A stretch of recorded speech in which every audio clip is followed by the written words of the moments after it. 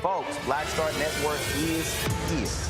Hold no punches! I'm real revolutionary right now. Black power. Support this man, Black media. He makes sure that our stories are told.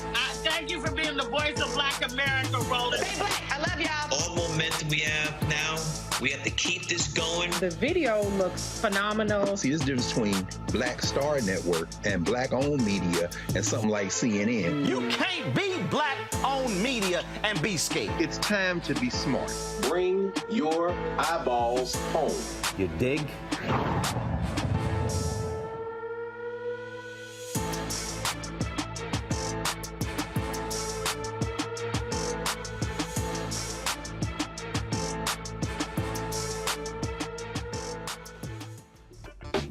It is December 22nd, 2022. I'm attorney Robert Patillo, sitting in for Roland Martin, who is on vacation until January 3rd, 2023. Here's what's coming up on Roland Martin Unfiltered, streaming live on the Black Star Network. Ukrainian President Volodymyr Zelensky delivered a historic address to a joint session of Congress yesterday, detailing his plans to fight back against Russian aggression. We talked to counterterrorism expert just back from the fight in Ukraine, Malcolm Nance. Also, the January 6th committee still has us waiting. We are still awaiting the final report on what exactly the January 6th committee uncovered, not just on the actions of President Trump, but on the actions of members of his cabinet, members of Congress, and what we can do to stop this from happening again in the future. We're going to break that down with our panel in just a moment. Also, yesterday we brought you the case out of Louisiana of a grain company that sought to build a grain distribution facility in a historically Black community. We're bringing you the other side of that story today, speaking with Greenfield Construction LLC to hear their side of the story on why exactly this grain facility needs to go in this community. Also, Black conservatives have been growing in recent years. We saw in 2020, President Trump getting nearly 20% of black male votes. We want to talk about what the plans are for the future of the Black conservative movement with the president and founder of the Black Conservative Federation, Mr. Deontay Johnson. Also, in the Our Market segment, Black Heffa Farms founder Adrena Farmer C. Stanley is here to explain the importance of black farming in the black community. Of course, I've been working with black farmers the last few years with the Rainbow Push Coalition, our Black Farmers Coalition. So it's crucial that we get this information out there as more people return to agriculture so that we can feed our own communities. And finally, we're going to break down some stories in the news that we were not able to get to yesterday because we want to make sure that we are keeping you informed and also entertained. But it's time to bring the funk on Roland Martin Unfiltered, streaming live on the Black Star Network. He's got it. Whatever the miss, he's on it. Whatever it is, he's got the scoop, the fact, the find. And when it breaks, he's right on time and it's rolling. Best believe he's knowing. Putting it down from sports to news to politics. With entertainment just for kicks, he's rolling. Yeah, it's on go, roll, y'all.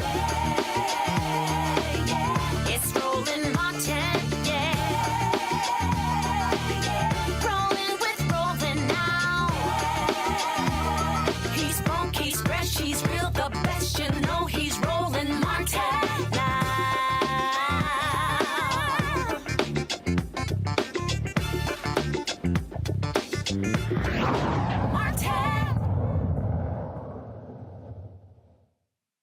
Now, of course, we've all been waiting over the past 18 months for the final report from the January 6th committee. Of course, we all saw what happened on at the January 6th insurrection, the attempted overthrow of the United States government by the losing party in the election, something we've never seen in America. Those of us who watched it live could not believe that this was happening in America and not in some other country. But since that period of time, we've seen many on the political right try to turn this into just a protest at the Capitol. Just some people who are walking around doing tours, trying to downplay this. And we've even seen Congress people like Marjorie Taylor Greene insist that in order for Kevin McCarthy to become Speaker of the House, that they provide, quote unquote, justice for the January 6th protesters, as they call them, saying that these people are being mistreated by law enforcement. We've even seen hashtags say her name for Ashley Babbitt, the insurrectionist who was killed at the Capitol trying to break through a door and who was heroically shot down before she could attack Congress people. But because of this, we need to find out why exactly have we not gotten this gotten this information yet? What is it going to take and what are we going to find out? I want to bring our panel in early to talk about this. We're joined by Erica Savage, founder of the Reframed Brain, also Riche Colbert, founder of the Black Women's View, and also Dr. Greg Carr, Department of Afro-American Studies at Howard University, to discuss this. So Dr. Carr, I want to start with you. Why do you think it's taking so long to get this report out from the January 6th committee? And what should we expect to come out when this information is released? Well, since we know the American public doesn't read, I don't expect that there'll be much of a needle, even with the 160-page preliminary report released. How many people have actually read it? There's the titillating stuff. I mean, something breaking today about Cassidy Hutchinson, the White House aide, who was attempted to be strong-armed by a lawyer for Trump, and so forth and so on. That'll be titillating. But I guess, the reason that it's taking so long is because, you've got to have some type of substantive momentum to get to the real issue, which is whether or not somebody's going to be prosecuted. So all eyes, as we've been saying now for the last couple of weeks, are going to turn to Jack Smith, the special counsel, who's been appointed to oversee investigations by the Department of Justice. We'll see who gets charged. We see that, finally, everything kind of focused around Trump. This preliminary report seems to indicate we didn't see Jenny Thomas brought up, for example. I don't know whether or not her, friend Liz Cheney may weighed in on that end, but it looks like it's focusing on Trump. So it could just be politics. Stop the guy from running in 24 if you can. Well, Erica, on that point, the January 6th committee was convened in order to find out exactly what happened. What were the security breakdowns that led to this taking place? We all saw video of Capitol police officers opening gates to allow the protesters in. We all saw that this was organized. We need to find out, well, who paid for all these people to come to the Capitol? We know hotels in the D.C. area are not exactly cheap, and to have these people come in from the rural areas of the country being bussed in, flown in. We thought the committee was going to get to the bottom of all that, but it seems to just be a question of getting Trump. Will the American people have any faith in the outcomes of this study, of this investigation, if it's only an indictment on Trump and not an explanation of the systemic failures that led to it? Yeah, good to see you again, Robert. Glad to you too. Be in your company once again.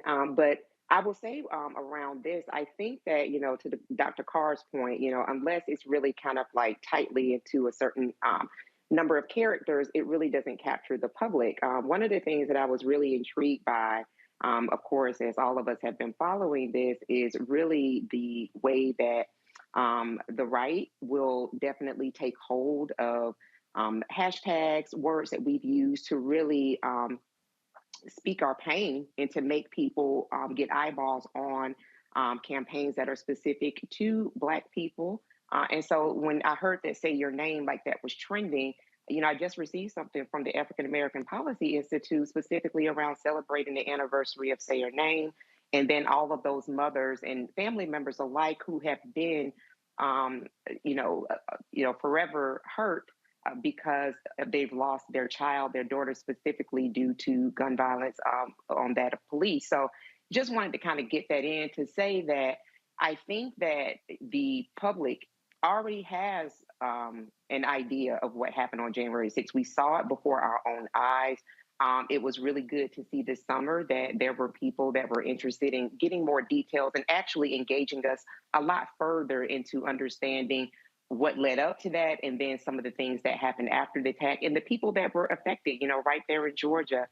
Miss Ruby Johnson and her daughter, Shay Moss, her name is a name that Miss Johnson talked about. She is afraid to say her name in public because of all of the backlash that happened with the 2020 election deniers and their people being effectively targeted by the Trump administration. So all of that to really say, if Trump is one of the only names that we hear right now, we know that this is something that has been happening for quite some time. He was the leader specifically of that. There were definitely people that were there to help. So I would just say, this is it'll be now a year coming up to 22 years now coming up to 2023, for people to just understand the state that we're in, that we are definitely holding on to as much democracy as we possibly can. And I think the final report, we've already felt what it's like to have people that continually are hostile towards community, towards people having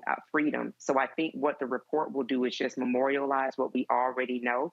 And really, I hope, help motivate people to get more involved and engaged on voting, especially with the visit that I know we'll talk about here shortly from President Zelensky of Ukraine. They're fighting for their own land in the middle of a war right now.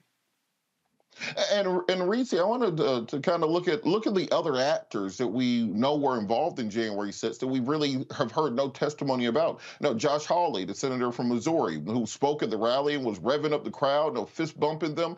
We haven't heard any investigation into exactly what his connection was and whether or not he will be charged for inciting the insurrection, as Trump has been. Marjorie Taylor Greene, where we have video of her giving tours around the Capitol, the insurrectionists, while the Capitol was closed, but we haven't heard charges being brought against her for her role in the insurrection. We haven't found out just how deep this MAGA movement goes inside of the Capitol Police, inside of the National Guard, whether or not these people are effectively running a Vichy government. Do you think it's a mistake to simply focus on President Trump and not really dive into what's going on with the rest of these figures who are still going to be part of American politics? Well, I don't think that they simply focused on Trump. I think that the January 6th committee had a number of charges in order to clear up. Number one, the biggest charge was to refute the notion that the election was stolen. That was a huge thing that when they were convened back in June of 2021, there was still a lot of election deniers, and particularly coming from the Republican side, about the legitimacy of the Biden-Harris administration. And so we see that they unequivocally moved the needle on that because every single election denier went down in flames this past midterms. And I don't think that that would have happened so forcefully and so thoroughly without the work of the January 6th committee. But I think that it was also important for the January 6th committee to establish that Trump, knowing that the election was legitimate and that he lost, still went on with a propaganda campaign, a disinformation campaign to try to hold on to power. And he had many allies in that fight. I don't think that the charge of the committee is to prosecute people. They have recommended Trump for charges, but they don't have to prosecute every single player in this scheme to try to steal the administration, not the White House, but to try to steal a second term for Trump. So I think that they have accomplished their goal. Obviously, there are some people that are going to be dug in their opinions about whether or not this was stolen, but I think they've done some really important work, and I don't think that they left much on the table. And well, just kind of as a response to that, I think that we're in a dangerous position when you have someone like Marjorie Taylor Greene from my state of Georgia, who's very clearly making it known that in order for Kevin McCarthy to be Speaker of the House, she said Kevin McCarthy is going to have to give her a significant amount of power. She's going to be probably the chairman of a committee. She'll be able to convene hearings, drag people before Congress. She'll have subpoena power, etc. Do you think it's a mistake allowing these people to still be part of our government, knowing what they did on January 6th and not prosecuting them? Hell yeah, it was a mistake, but guess what? She got reelected. So we still have what we call a democracy. And at the end of the day, she got reelected in red Georgia up against a very capable and credentialed opponent, Marcus Flowers. So, that's who the people chose. And at the end of the day, the Republicans are going to be a shit show circus with or without Marjorie Taylor Greene. They have a basket of deplorables in the House that are unserious about legislating. They already telegraphed that they're going to shut down the government. They're going to have these circus of hearings. And so she's just one more clown in the Republican circus. And I think that she gets a lot more credit than what she deserves. Because if she wasn't in the backwoods of Georgia, nobody would even see her in Congress. And there are other scandalous people out there too. So I think Marjorie Taylor Greene, she can huff and puff and blow your house down. But at the end of the day, the Republicans really aren't going to get much done with the Democratic Senate and a Democratic president.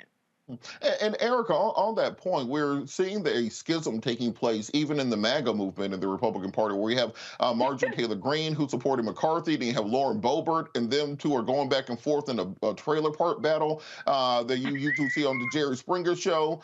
You've got McConnell in the Senate supporting the $1.7 trillion budget. Then you have the more far right-wing people like Rand Paul being against that. What are our chances of actually being able to govern while we still have all these insurrectionists in the Congress, when you see the Republican Party starting to cannibalize itself from the inside out?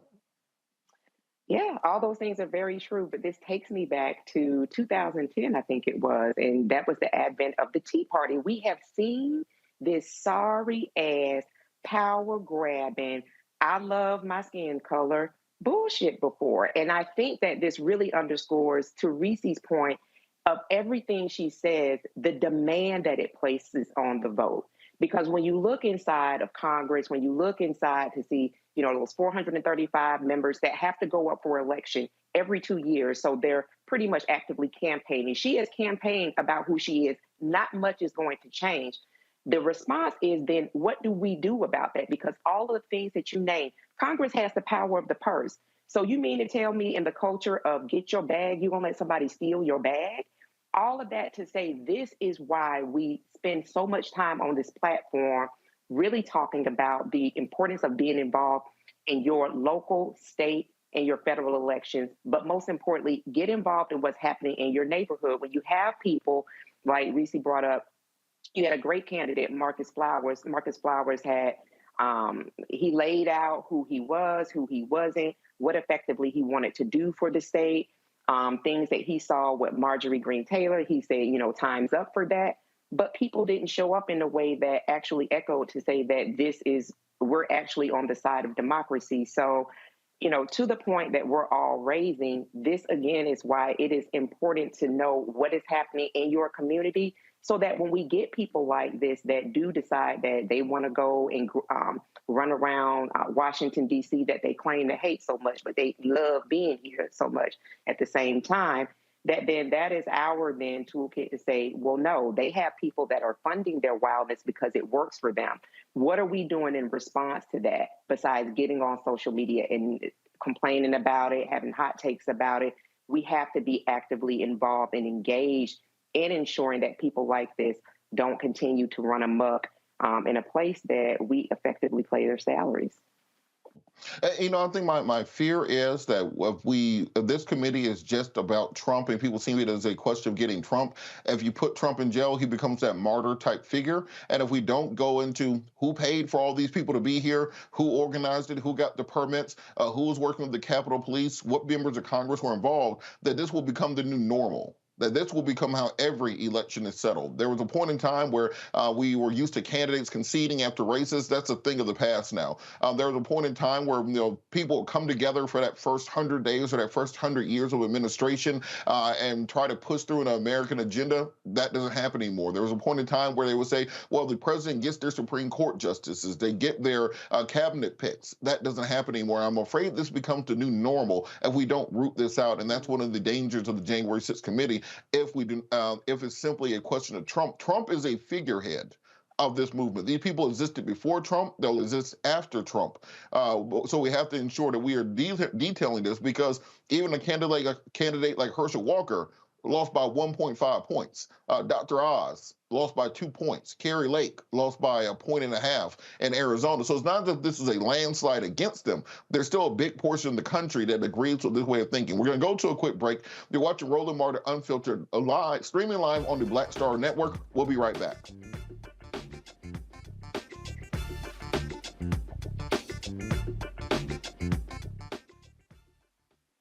On the next, A Balanced Life with me, Dr.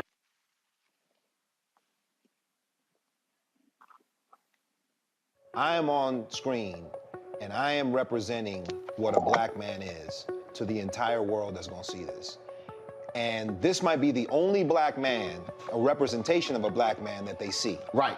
So I am responsible. Right. For how they see black men. And it's my responsibility to, if I am not playing an upstanding, honorable, someone with a strong principle and moral core, to make sure that this character is so specific, right, that it is him, not black men. And I wish that more actors would realize how important their position is as an actor of color, playing people of color on screen. Because there are people that see us all over the world in these different images that we portray.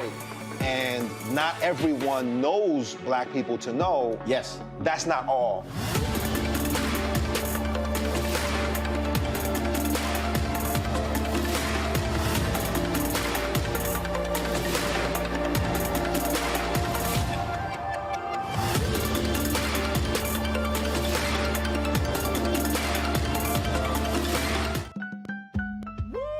We're all impacted by the culture, whether we know it or not. From politics to music and entertainment, it's a huge part of our lives, and we're going to talk about it every day right here on The Culture with me, Faraji Muhammad, only on the Black Star Network.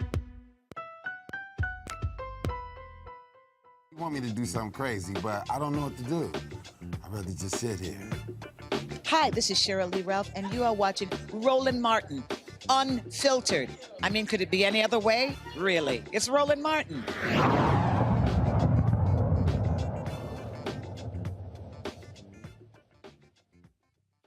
Yesterday, we brought you a story of a Louisiana community that was fighting back against a grain company that wanted to build a distribution center in their community. And of course, we want to be fair and balanced and get both sides of the story on this case. So we're joined now by Carl Connors, the strategic advisor to Greenfield LLC and managing member of the Carabiner, a change agency. Carl, how are you doing this afternoon?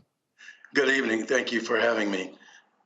And thank you so much for joining us, because we talked to the community yesterday about this issue, about the construction of this grain distribution center. Can you talk a little bit about why it needs to be in this community and kind of the history of it?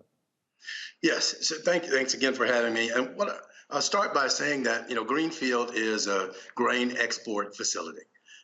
So it's been described as in another number of other ways, but it literally is a transportation facility for soy, corn, and wheat.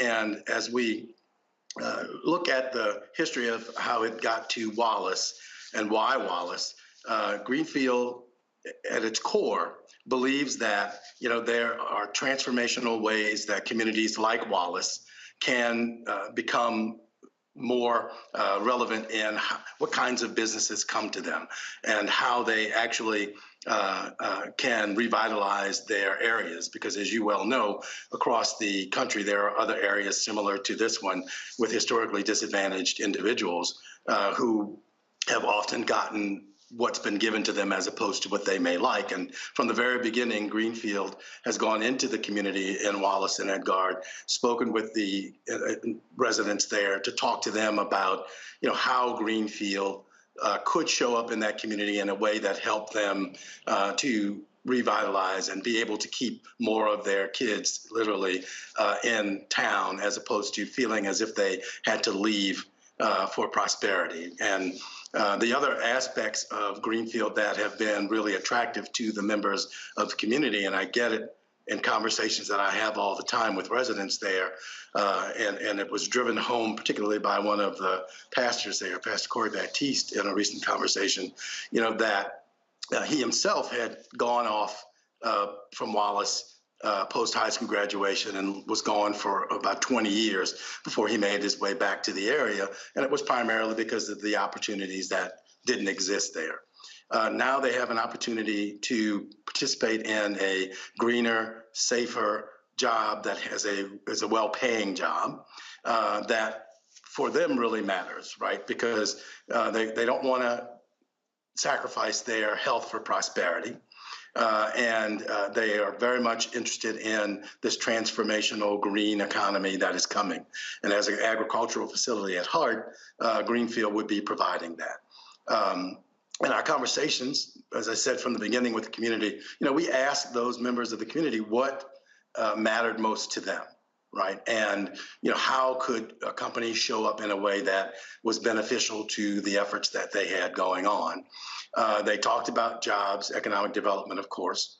And then they also spoke to education and healthcare access and culture and heritage preservation.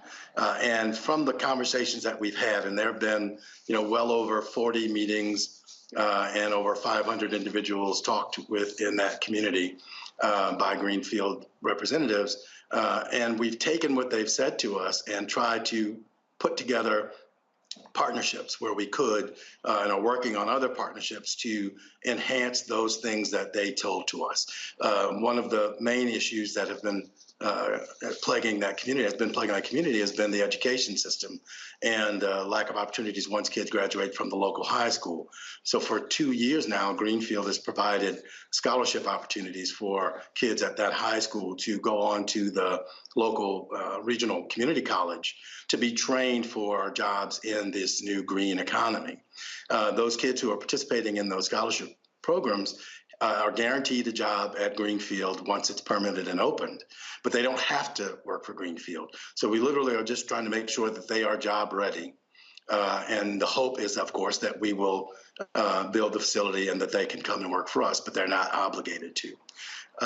Along those lines, we're also looking at how we can train others who are beyond high school, who just may want a different career or to switch from an older facility in the area that isn't as technologically advanced as the Greenfield export facility will be.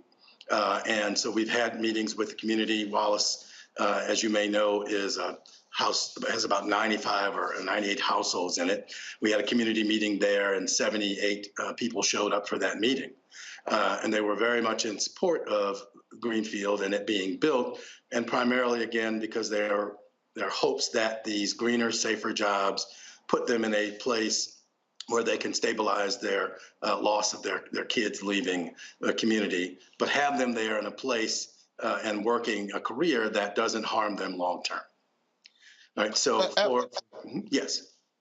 Well, I just want to ask the question because I understand the economic aspects of it. There's always this need for economic development, for bringing jobs to an area, but you always have to balance that against the potential environmental and health risk of it. What sort of environmental assessments have been done, and how can you promise to the community that they won't be sacrificing their health for jobs?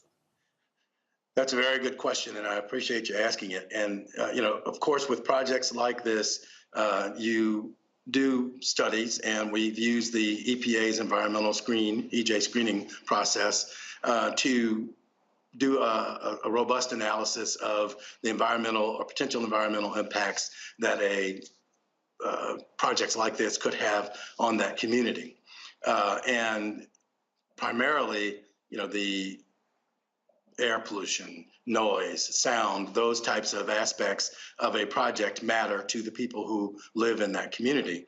And the robust work that we have done to study those aspects have shown that there will be minimal impact on the community in those areas, primarily because of the technology that will be used to build this facility. There has not been a grain export facility built since the 70s, right? And certainly, there have been other grain elevators built recently in the last 10 years, one or two actually. The technology that this facility will use is even going to surpass those. A lot of the aspects of concern would be around dust and emissions. Well, in this facility, the technology is such that the conveyor belts will be covered or enclosed along the way, and there'll be aspiration systems that will, if anything does escape, it will be returned back into that system at the point of escape, as opposed to down the line, right? And so this is not something that has been seen, certainly in Louisiana.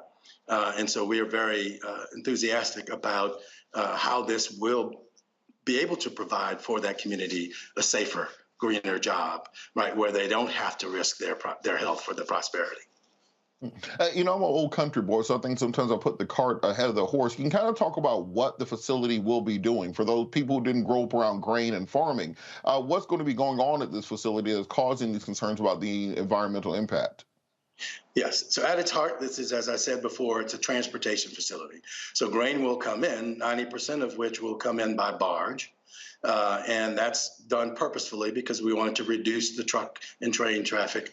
And that also reduces the emissions that could happen in the area. And that basically corn, soybeans, wheat will come into the facility, be taken into the facility through the conveyor belt system that, as I said before, at points that are enclosed or are covered, and go into silos. And then they will be immediately put onto other barges and ships to be transported to the purchaser of those items. So nothing's going to be processed. There'll be no chemicals used at the facility.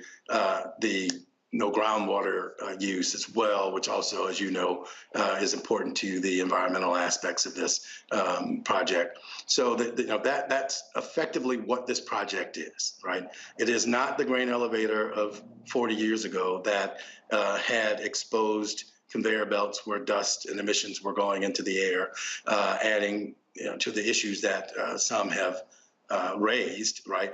But we've gone to great lengths to meet with the community and make sure that they understand exactly what this facility is and what it is not, right? And, for most of the people who have come to these meetings, they have been very happy to understand this isn't something that they know from the past or have seen in the past, right? And primarily is because of the technology. There's also going to be, some hazardous monitoring systems on this facility that have not been used previously in the area that also help to make it more safe. And reduce any risk of dangers. And so those are all things that the community has to be aware of, right? So that they can, and we've made sure that they have been made aware of that so they could understand what we're doing for and with them, not to them. And so we've seen issues with grain facilities like this in other locations. In Odessa, for example, Ukraine, that we're going to be talking about a little bit later. There's been a massive impact on coastal estuaries where their grain facilities exist because of runoff from the facilities. I think it was ammonia runoff became an issue there. We've seen in other locations grain silos literally explode from aerosol grains being ignited by loose sparks. But what can be done to ameliorate the community concerns that things like this might happen? I understand the technology is in place and we're using advanced systems, but there only needs to be one mistake, and communities can reasonably be afraid when you see some of these massive explosions that happen at grain facilities internationally. I agree. Communities can reasonably be afraid, and that is, again, why communication is really important and why we have tried to have as many meetings as possible with the community to make certain that they understand the technology that is being brought to them to help reduce those risks. In grain facilities of old, the place where explosions would happen the most was something called a head house. Well, in this new facility, there's no head house. So that eliminates that risk. All the silos are also self-cleaning, so no one will be in them. So that reduces the risk of combustion there as well as workers being buried alive as existed in older facilities. And so it's these types of technological advances that have made Greenfield say that, hey, this is not just a good business model for a grain export facility, but it is a great business model for communities like Wallace that have historically been disadvantaged, right, and gotten less safe, less green facilities that can help them as they try to revitalize and overcome some of those impacts of the past, right? And so, it's really been encouraging to meet and talk with the people of the area, because as they get more understanding of what the facility is and what it is not, they have gotten a lot more encouraged about, this being a impetus for the revitalization of their area. And, it is certainly all reasonable to have those concerns. But with regard to the atmospheric exposure, by one example, currently there are sugarcane fields in the area. The property itself currently has sugarcane on it. The burning of those sugarcane fields, which has to happen between harvests, as you're aware, being a country boy, this facility will have fewer emissions than the burning of those cane fields. Whenever you have these projects like this, there's always this concept of NIMBY, not in my backyard. Why here? Why in this particular area where there are so many people who are seemingly against it and who are protesting it? Or is there not another site that will be an option where you could have the same logistical advantages without some of the concerns from the community? So first thing I say is that there is not, as I've been saying from the beginning, we've had many meetings in the community. There's not a lot of pushback from the community about this facility being built. In fact, they have embraced it and would like us to move quicker to get it open. We have already started to offer sessions with the community to talk about how they can be trained, because we have a local first motto, and we really want to make that come to fruition by training the folks who live there to be ready to take these jobs, because they are so enthusiastic about what it can do to help change the way that their community operates currently and how it accepts the kinds of jobs that come to it. The people in the community are excited about that possibility of greener, safer jobs. We are talking with them about how they can be trained. We're at least 3 years away from anything opening, right? But we want to make certain that there's enough lead time for the people there to be able to take advantage of these opportunities and jobs. It's also the reason why we started the scholarship program at the high school so early. We are clear that there are communities that have been on the back end of these types of deals in the past and not been able to benefit. And Greenfield's whole position is we want to look at all stakeholders, make sure that all the stakeholders who can benefit from this understand what those benefits are and try to maximize those benefits, both to that local community as well as, to farmers in general and disadvantaged farmers in general, right? And so this is a model that actually could be replicated in other areas of the country with similar areas to Wallace and Edgard. And we've had conversations with elected officials and farmers cooperatives and HBCUs around the country to talk about how this kind of green business can be used to help transform those areas in more positive ways. All right, well, it sounds like there's a lot of information, a lot of public input that needs to happen. Where can the public go to find more information at? If they want to look up, scorecard, the environmental ratings, how can people become more informed before making a final decision on where they stand on this issue? So there's a website, www.greenfieldla.com. On that site, there's lots of information. There's testimonials from local residents who are awaiting this project to come about. There's fact sheets there as well for people and links to other articles and the like that they can be better educated about what's coming. And again, it has been our experience and the more than 500 encounters we've had in the area that this is a well-received and well-awaited project. Not very much pushback has happened regarding it, based on what you're saying. Just want to make sure you understand that the majority of the people that we have encountered are in favor of this project wholeheartedly. All right, well, thank you for coming. And we always want to make sure we present both sides and let the audience decide. Thank you so much, Carl O'Connor, the Strategic Advisor for Greenfield. Thank you so much for coming. Thank you very much for having us. Have a good holiday season. You too. All right, moving forward. Yesterday, Ukrainian President Volodymyr Zelensky delivered what can only be described as a stirring address to a joint session of Congress. Many people are describing it as similar to Winston Churchill's address to Congress during World War II to ask the U.S. For support. One of the people that has been on the ground in Ukraine working on this,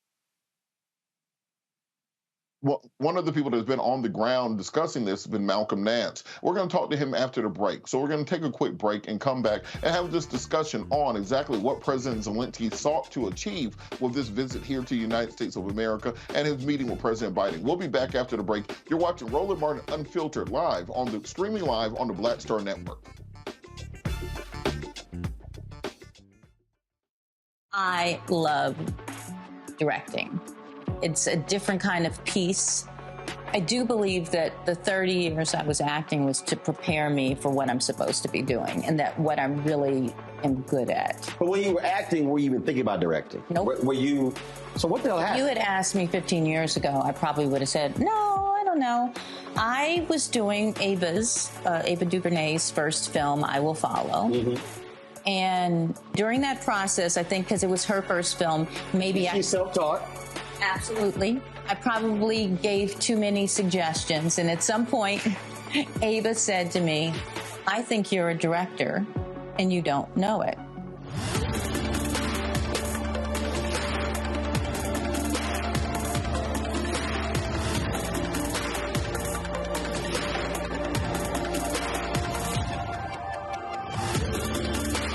When you talk about blackness and what happens in black culture, we're about covering these things that matter to us, speaking to our issues and concerns. This is a genuine people-powered movement. There's a lot of stuff that we're not getting. You get it, and you spread the word. We wish to plead our own cause.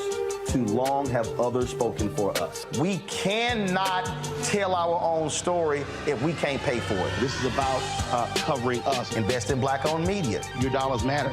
We don't have to keep asking them to cover our stuff. So please support us in what we do, folks. We want to hit 2,000 people, $50 this month, raise $100,000. We're behind $100,000, so we want to hit that. Y'all money makes this possible.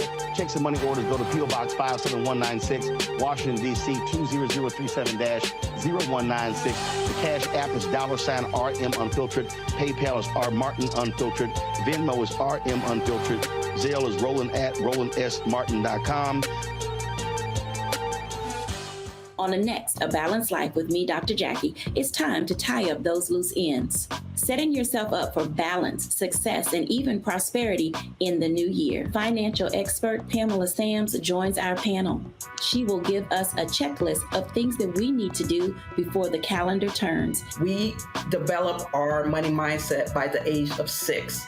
And so we have our sometimes 6-year-old self still operating in the background of our money scripts. That's next on A Balanced Life on Black Star Network.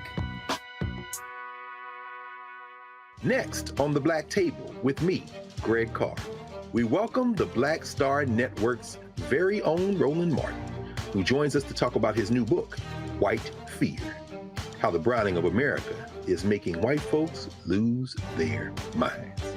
The book explains so much about what we're going through in this country right now, and how, as white people head toward becoming a racial minority, it's going to get, well, let's just say, even more interesting. We are going to see more violence. We're going to see more vitriol, because as each day passes, it is a nail in that coffin. The one and only Roland Martin on the next Black Table, right here on the Black Star Network. Hey, I'm Cupid, the maker of the Cupid Shuffle and the Wham Dance. What's going on? This is Tobias Trevelyan. And if you're ready, you are listening to and you are watching Roland Martin Unfiltered.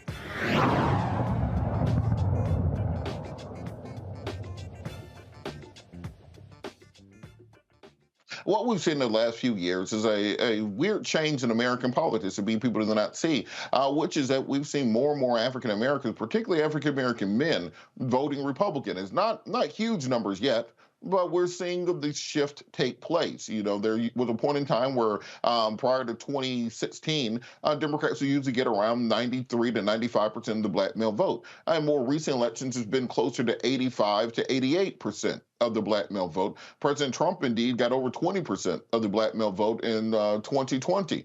This comes down to many issues and many reasons behind it. And to discuss this, we're joined by the president of the Black Conservative Federation, Mr. Deontay Johnson. Deontay, how are you doing today?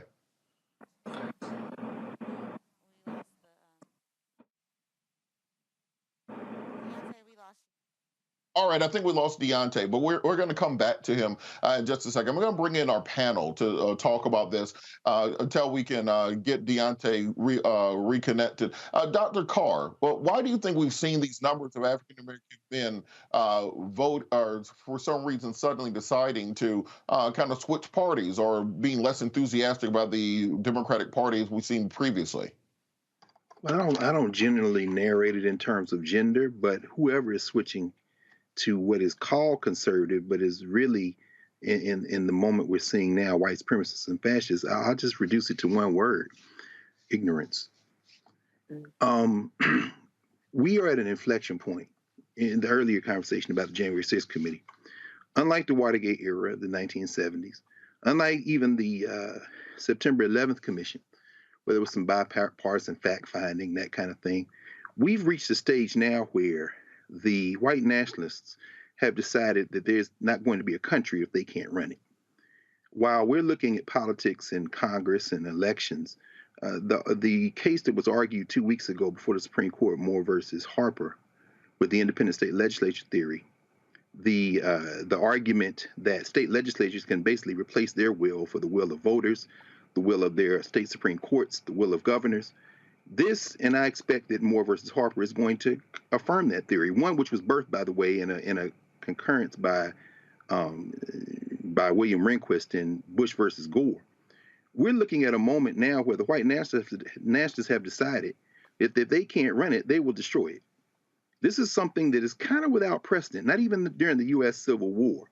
And by the way, in the $1.2 trillion package that you mentioned passed the Senate and it's going over to the House now, that attempt to shore up preventing state legislatures from stealing elections, the reform in terms of the Electoral Count Act was in that package. So maybe they've headed that off.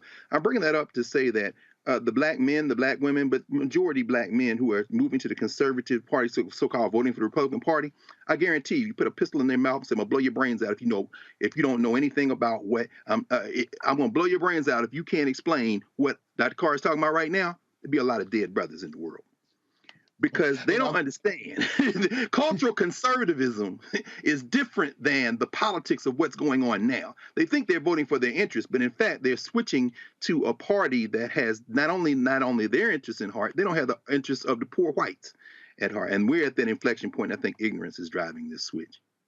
I think it's a great way to set the table. I think we do have Deontay Johnson, president of Black Conservative Federation, on with us. Deontay, you there? I'm here. All right, so Deontay, I think Dr. Carr gave a great intro into what many people think when it comes to the quote-unquote conservative movement as it is, but we're still seeing the numbers tick up. In Georgia, Herschel Walker had campaign offices set up in College Park and East Point talking to African-American male voters. We are working for Glenn Youngkin's campaign there in Virginia. There's a big emphasis on reaching out to African-American men. Why do you think we're seeing these numbers shift, where we're seeing more and more black men vote for Republicans versus black women who are still voting for Democrats at a 95+% rate?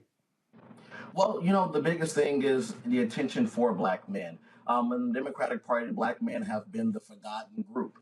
For far too long, we have made our focus on the LGBT community and women. And so black men are still left behind. One of the biggest issues we talk about is the pro-life movement. We always talk about, how does the woman feel? Is my body, my choice, and when it comes to the women, but no one talks about, what about the man? The man was involved in that process of making that baby. Does he not get a decision? Well, let's talk about the men who did not get a choice on whether the woman aborted the child or not, and the psychological problems that they go through later on in life and for the rest of their life. And so that's the biggest thing. The second thing is we need to make the man the head of the household again. We have taken the man out of the household and made women the head of the household. We need to empower men again. And men are seeing that, and they're saying, you know what, the Democrat Party is not for me. It's time to make a change, and I'm coming over to the Republican Party. I find it interesting that one of the problems I think Republicans have nationally is they got away from running on policy and they got into this kind of running on just the culture war aspects of things. We saw a lot of talk about, internet memes that were replacement for policies. But when you were working with Glenn Youngkin on his campaign, you concentrated a lot on things like school choice, economic development in communities. Talk a little bit about how you can get back to talking about policy debates as opposed to simply this kind of cult of personality that much of the GOP has fallen into. Well, the Youngkin campaign, the first thing that we talked about was economy, and economy affects everyone. We talked about small business owners and the red tape that prohibits them from having a brick and mortar business, the red tape that prohibits them from even being able to have a fully functioning business recognized under state governments and under the IRS codes. And so we did a lot with that. We talked about business grants. We talked about making sure that taxes are low for business ownership. But then we also, we talked about school choice. We talked about making sure that parents are involved in the school, in their child's educational process. But then, Glenn Youngkin sat down with voters. We sat down and we did roundtables and we said, listen here, Glenn Youngkin said, I'm running for governor. I don't have all the answers, but I want to sit with you and I want to create a team to create the answers. And we gave voters a seat at the table, and we gave them a seat at the table to be able to create the policy points. And that's why Glenn Youngkin was so successful.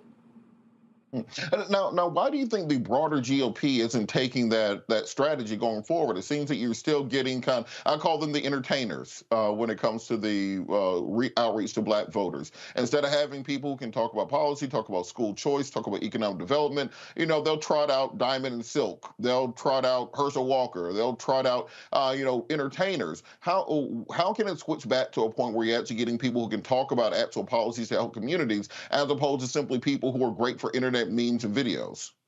Well, those are happening. The RNC did over 1,500 black events this past cycle. However, the media would not broadcast that. The media only broadcasts things that helps gets them clickbaits and helps gets them the views. But the RNC are having those. We did black business roundtables all over the country. We did events for Juneteenth that where we help people set up bank accounts. We brought insurance companies and we brought investors in. We brought people in to talk about financial stability. And unfortunately, those things aren't sexy enough for the media. And Wolf, then how exactly do you get over kind of the stigma that's attached by you're a black conservative, so you experience it all the time. The minute you say black Republican, black conservative, the kind of the claws come out. How do you think that your group, the people that you're working with, can start getting over that stigma? Because ultimately, I think that the black community does better when you have feet, or when you have irons in both fire. If you're all on one side, then one side gets to ignore you, and the other side can take you for advantage. How can you get to a point of parity where it's simply you're getting some good policy out of both sides, so they're actually competing for the black vote? Well, first we have to realize what a black conservative actually is. I'm reminded of what Secretary of Commonwealth of Virginia, Kate Coach James, always says, is that a black conservative is someone who dares to believe the teachings of their grandparents. We have to really think about the issues that our grandparents cared so deeply about: the First and Second Amendment, common sense regulation, low taxes, and limited government, and the sanctity and dignity of life. When we talk about those issues, we are conservative. Black Americans are conservative, and we have to get back to those policies, because those policies is what saved our community and will continue to save our community and will bring our community out of poverty. Tim Scott says that education is the closest thing to magic, and we have to continue to promote an educated society. Now, why do you think the Republican Party just simply won't come along and just listen to you? Why do you think they still have this adherence to many of the white supremacists who are still part of the party? You still see Confederate flags at Republican events. You still hear Tommy Tuberville saying they want their reparations in crime, or Marjorie Taylor Greene saying they want to destroy Western civilization and replace your children. Why can't the Republican Party just push those people out? Because I think that's a large part of what makes it difficult to recruit from the other side of the aisle. I can agree with you on everything you just said, but then when Tommy Tuberville pops up, I got to leave that meeting. I'm not going to be there. Well, it's just like we see in the Democratic Party as well, is that we have individuals who have some challenges with messaging. But, the Black Conservative Federation, we offer our assistance to every single Republican in this party. We believe in engaging and not enraging, disagreeing without being disagreeable. But we also believe that the most important thing that we have to do is be solutionists. And we're willing to sit down with anyone across the table to discuss those solutions. So, yes, I encourage every Republican to come to the Black Conservative Federation, and we'll have conversations with them on policy and engaging in messaging. And that's not already. And so, Wolf, what are the tangible aspects of the Republican platform that you can say that Black conservatives have contributed? Like when we're talking about shaping policy, shaping the agenda, we hear a whole lot from the National Party about the border, about the Hunter Biden's laptop. Well, when are we going to start hearing conservatives beyond Black conservatives talking about issues for the African American community and things they want to do for them instead of casting them as the enemy? Well, that's something that we've done on the Trump administration. We saw opportunity zones be a big one, making sure that we're revitalizing Black communities and low-income communities. Being from the South Side of Chicago, I understand exactly what it's like to see dilapidated structures and just abandoned buildings all around my community, and that hurts. So we have to start building up our own communities. School choice has been a major component of building up Black communities, making sure that reading test scores and math test scores are exceeding at high levels. We have to talk about criminal justice reform. That was a major part, the First Step Act of the Trump administration, where we wanted to go and really look at people who have been serving long sentences for crimes they didn't commit. That's the first problem. But also sentencing of crimes that were should have been misdemeanors. And so those issues have happened. We vocalize those issues. But if I say again, it's not sexy to the media. And so when we talk about those issues, the media doesn't want to grasp that. And Fox News is just as much to blame as much as CNN. It's just not something that sells. And so we have to be the messengers ourselves, and we have to get those policy points out there ourselves. And just kind of last thing before I go over to the panel, how do we get into a place where people on both the left side of the aisle and the right side of the aisle can start talking about things that we just want for the Black community, presenting that to both parties, and then going forward from there. Because I would love to hear the Republican plan on reparations, for example. I would love to hear the Republican plan on voting rights. I would love to hear us just simply having an agenda for the black community that both parties have to come to the table on, the same way the Jewish community does, the same way the LGBTQ community does, the same way the feminist community does. Why is there not just simply a unified black agenda instead of us kind of going at each other, where you have black conservatives talking about black liberals and then black liberals talking about black conservatives? We're just spinning our wheels and going nowhere. Well, we have to get back to, we have to unify, and I agree with you, is that that's where we should be. We should differ on policy, but at the end of the day, we should come together to discuss how we can uplift our community. And I believe that the black community should be both Democrat and Republican. You know, the black community is the only community in America that gives 90% of their vote to one party. And we need to make sure that we split that. And, you know, I have friends across the aisle. Robert, as you know, I consider you one of my friends across the aisle, that we discuss issues and we can have a civil discussion. We have to get America back there. However, you know, Congressman Byron Donalds started that by trying to become a member of the Congressional Black Caucus, and they told him no. And so we have to be, it's both sides. Both sides have to be willing to come together. And right now, the Democratic Party has not shown that they're willing to work with black Republicans in Congress. We have Congressman Byron Donalds and Congressman Burgess Owens, and we just added Congressman Wesley Hunt and Congressman John James. Let's see, with 4 black Republicans in Congress, will black Democrats embrace them and say, you know what, we know that we have differences in policy. We know that you're Republican and we're Democrat. Can we sit down and talk about how we can make sure that generational wealth is something that's discussed in our community? Can we sit down and talk about how we can make sure that our children are educated and that our low-income communities are not giving the bottom leftovers in the education system? Can we sit down and talk about the health disparity in America? Can we sit down and talk about these issues? And if we can do that, I guarantee you, I know Congressman Byron Donalds and Burgess Owens real well as Wesley Hunt and John James, and they'll be willing to discuss those. We just have to make sure that we have some participation on the left. I remember something similar with a good friend of mine, former Congresswoman Mia Love out of Utah, who, great person, wonderful to sit down with, but it was hard to get these bipartisan conversations going. Bringing the panel back in, Erica, what do you think has to happen for us to kind of create a black platform? Because if you see the Jewish platform, for example, President Obama goes out of office, he drops off $38 billion to Israel. President Trump comes into office, he drops off $40 billion to Israel. President Biden comes into office, he drops off $45 billion to Israel. They don't care who the party is in power. They have their agenda and it's executed. How can we do the same? I have to be honest with you, Ryder. I'm very disturbed with that entire conversation. Very disturbed. And I honestly don't have shit to offer right now, because to me, this is further proof that the disinformation campaign has been clicking like a well-oiled machine, and that train is not late at all. Anybody champion a motherfucker Glenn Youngkin, anybody cheering any of those people that he just named, ain't got shit to say to him, because the ship has already sailed. But Erica, on that point, how do we make progress doing that? Because we just saw, and we talked about this yesterday, we had everybody down in Georgia, talk about how important the black vote was to them to maintain the Senate. Then they get to Washington, they pass a $1.7 trillion bill without anything in there for black people. So how exactly do we push our agenda forward if we're not willing to have a conversation across the aisle?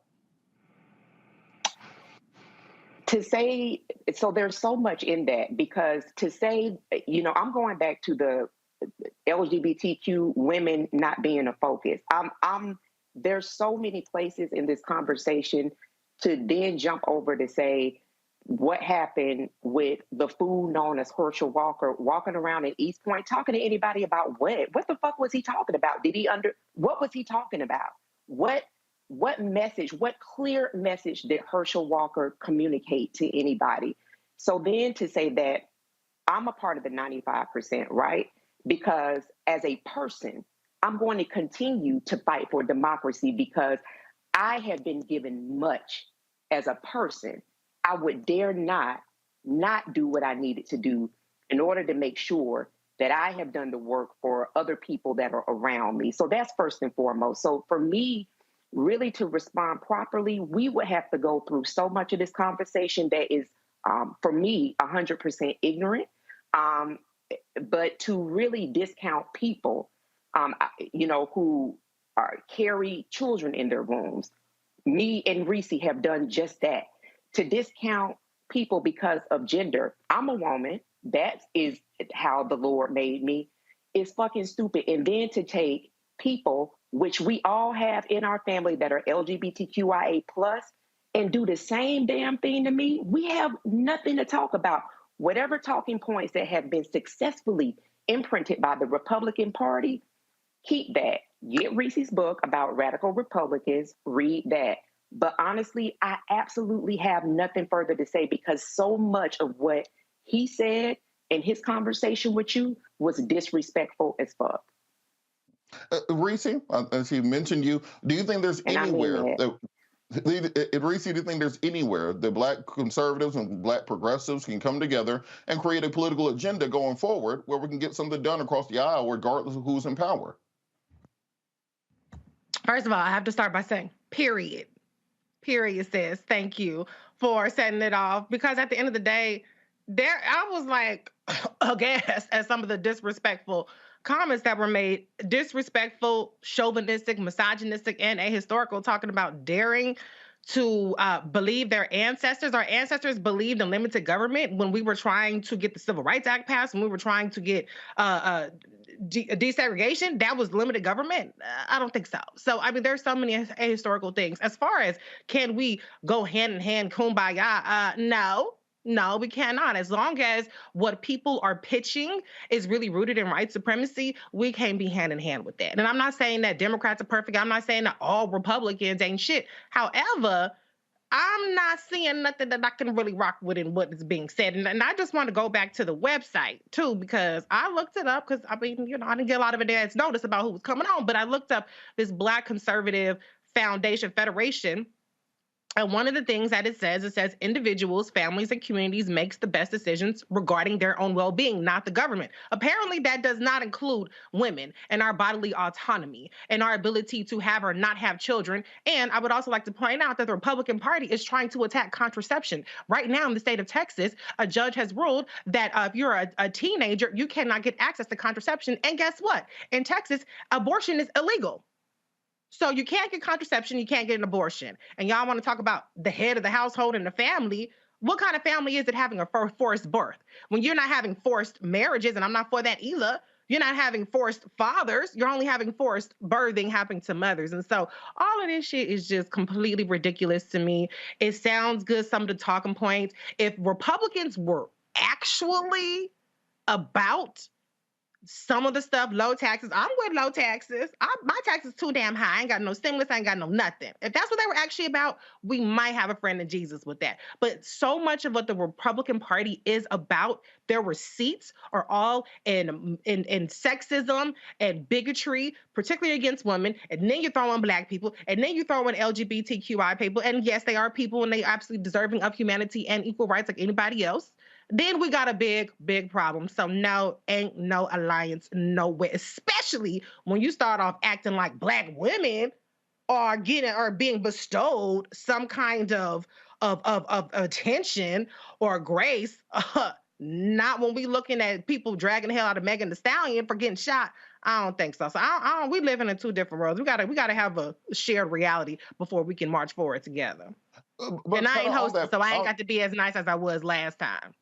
But kind of on that point, we just saw the Respect for Marriage Act, for example, be signed into law with bipartisan support. You had conservatives on one side being against it, you had progressives on the other side being against it because it didn't go far enough. They found a compromise position in the center where they were able to protect LGBTQ marriage as well as interracial marriage. If they can come together, two sides of the aisle, get a majority done to get something done, why can't we do that for the issues in our community instead of just kind of saying, well, once we have a super duper majority for Democrats, then maybe we can get something done for Black people. I think there has to be some kind of way to, we don't have to agree on everything, but can we find one thing to agree on to get done? Can we agree on not having forced births? Can we agree on contraception? For me as a woman, that's a start. And Right. let me just add this, because this was not planned, but let me just add this. I literally lost a pregnancy not so long ago, and I was not public about it. I was really private about it. I lost a pregnancy, and I'm just thinking about if Roe v. Wade had been overturned for that. I didn't even know I was pregnant. What my big grown self had already had a child. Did not know I was pregnant. It was by the grace of God that I was like, I still keep having this pain. And it was a couple of weeks after I started feeling some discomfort in my body, told myself afterward, no, you have to go to the hospital. And it was a doctor that noticed all of the pain on my face that took me and said, absolutely, you have a ruptured ectopic pregnancy. And if we do not rid you of this fetus, this pregnancy rather, you will die. He told me, had I not come to the emergency room that night, I would have died.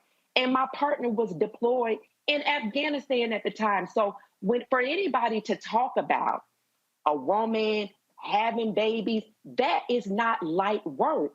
Reese just did this not even 2 years ago alongside a pandemic. You want to sit down and have a conversation and ask about how difficult that was? So no, we cannot have a conversation, because to come on and make comments like that and not even understand about what an abortion is, what I had was an abortion, but it was something that saved my fucking life.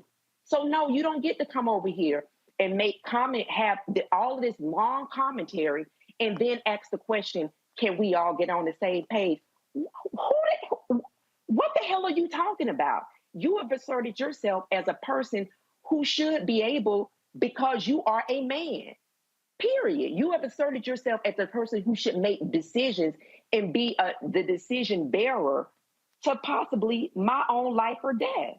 No, we cannot sit down and have a conversation. You were disrespectful as fuck the entire time, and you did not know who the fuck you were talking to. And Dr. Carr, I wanted to bring you in before we wrap this segment. Do you think there's anything, voting rights, criminal justice reform, economic development, is there anywhere that we can find a common ground to get things done? Or are we just simply going to say that we just have to have complete power on one side and before we can actually push that agenda forward? Because we have a lot of stuff sitting for Congress that we're going to need. Some of these things we need like 5 senators to come across to get passed, but we can't do that because we don't have any bipartisan agreement. Right. Well, let me ask you, Robert, you're a practicing attorney. How long do you think it's going to be before they go to court to challenge the defense of marriage, the act that just passed in terms of LGBTQ marriage? They going to court for that? Oh, absolutely. I'll be there next term. No question. My point is this. These crackers have loaded the deck. They're not just going for legislation. They have eviscerated the court. Now, I feel for my brother Deontay, because clearly the education system in Chicago failed him. We need stronger public education, not vouchers. But I'm a man. I can't have a child, but I can make one. And but not without a woman. Why do I say that? I think the white nationalists are clear about this. They want a theocracy. The black-faced white nationalists, which is what I'm calling black conservatives, who will go down the line in support of these white nationalists, who basically have a rhetorical ethic, because if you're pro-life, there's no way you back Herschel Walker, a serial forcing women to have abortion man, unless, of course, you don't believe what you're saying. And I hope, is Deontay still here? I ask him, did he support Herschel Walker? I think he had to hop off. Oh, that's too bad, because the white Christian nationalist Marjorie Taylor Greene did, and last I checked, Herschel Walker was paying for people terminating pregnancies like he was playing lottery tickets. In fact, I guess he was playing lottery tickets on the off chance that he might actually not be able to force a woman to bring a pregnancy to term. He kept paying the price. But my point is this. As a man, as a human being, and as an American by force, because I never asked to be here, F this structure, F this country, F all of its crimes. Let me be very clear. F the Democratic Party and the Republican Party. I vote consistently Democratic because I'm in a mode right now of self-defense. Now, I have friends who would call themselves on the far left, the revolutionaries, who would say both parties are the same. I think that's absurd, but let me tell you why. In a theocracy, you get to tell women that they have to bring pregnancies to term. In fact, you get to do whatever the hell you want with women if you're in a patriarchal theocracy. Black people know something about that because in 1528, the Spanish tried to enslave us in what is now South Carolina. And about 90 years later, a couple of boats showed up with just short of 20 people of African descent, August 1619. And that state that brother was talking from. And if you were a black woman, they pumped you full of seed, unfortunately too many times by forcing a black man to do it, but many more times by the desire of white men like the ancestors of people like Glenn Youngkin. And when you came up pregnant, they said, not only are you not going to sneak around here and terminate a pregnancy, we want that baby and 1 million more, because every time you give birth, it's an ATM. Can we understand where the hell we are? Because see, if you're in Virginia, Glenn Youngkin wants to take all that history out of the book. And if you're a black conservative like Deontay Johnson, I'm wondering what your position is on critical race theory in Virginia, brother, since your master wants to take all that information out of the books because it makes white people feel bad. Would it make you feel bad too, brother? Because if that's the case, then race is just a demographic. Race is just a color, and blackness is just a color. It's not a position, it's not politics, it's not culture. Let me end with this.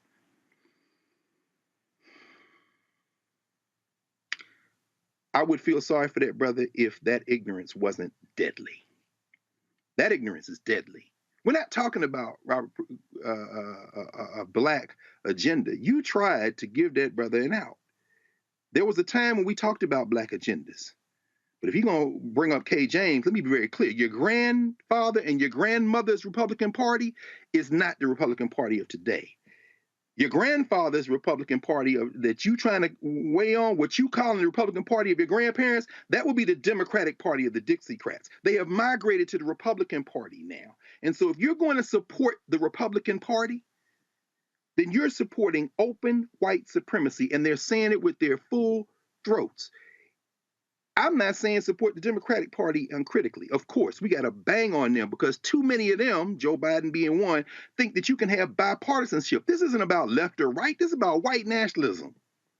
And you can't make compromise with white nationalism. And if an American Negro shows up caping for white nationalism, you better move, brother, because we're going to have to move over you. Because what we're trying to protect is not just black people. We're trying to protect humanity from people that are determined to wreck it. And if you're going to cape for them, then we're trying to protect you from yourself. But don't be telling black women, don't be telling women what to do. You better put that Bible down, because there's a whole lot of other stuff in that Bible when it comes to stoning, when it comes to cutting people's hands off, when it comes in. I know the New Testament came to fulfill the prophecy of the Old Testament, but these white boys is Old Testament Christians. Women supposed to be barefoot, pregnant, doing whatever the hell they want. And if you're a little underage, Matt Getz may run around, sniff up behind you and say, I can do whatever the hell I want with a female. Don't get cute, because we can go verse for verse. And then you're going to find out these people you supporting would just as soon have you butt-ass naked in a damn Virginia field picking tobacco, brother. Stop playing with this. Well, I think we've come to an agreement that we got a little space to go before we get bipartisanship. We're going to go to a quick break. After the break, we're going to talk to Malcolm Nance about what's going on in Ukraine and the speech by President Zelensky. You're watching Roland Martin Unfiltered live on the Black Star Network.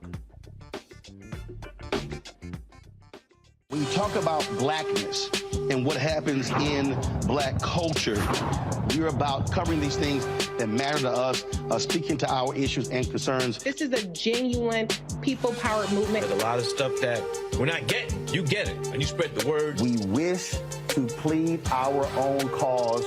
Too long have others spoken for us. We cannot tell our own story if we can't pay for it. This is about covering us. Invest in black-owned media. Your dollars matter. We don't have to keep asking them to cover our stuff. So please support us in what we do, folks. We want to hit 2,000 people, $50 this month, raise $100,000. We're behind 100,000, so we want to hit that. Y'all money makes this possible.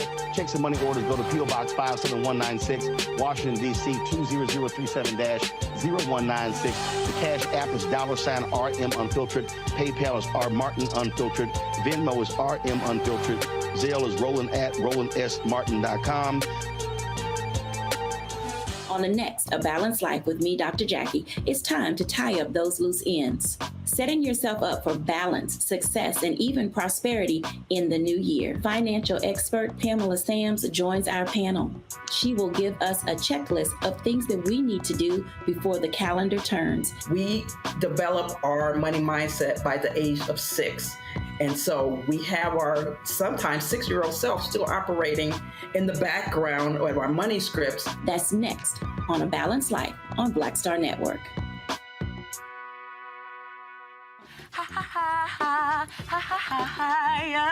Hey, I'm Antonique Smith. What up, Lana Well, and you are watching Roland Martin Unfiltered.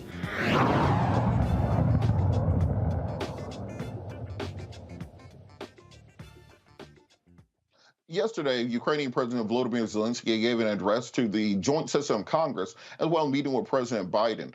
We wanted to bring in Malcolm Nance, counterintelligence expert, who's also been on the ground there in Ukraine. Malcolm, how are you doing today? Hey, I'm glad to be here. Sorry I got a little late, but we're about to have a blizzard, I think. No problem. That bomb cyclone is messing with everybody. Can you talk a little bit about what President Zelensky articulated to Congress and what this means going forward for the war in Ukraine?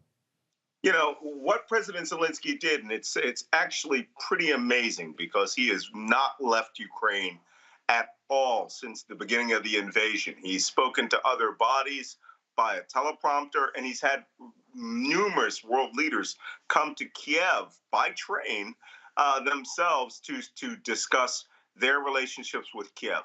However, this time he took an American offer. He came to the United States and he spoke before Congress really about the essence of what the fight in Ukraine is about.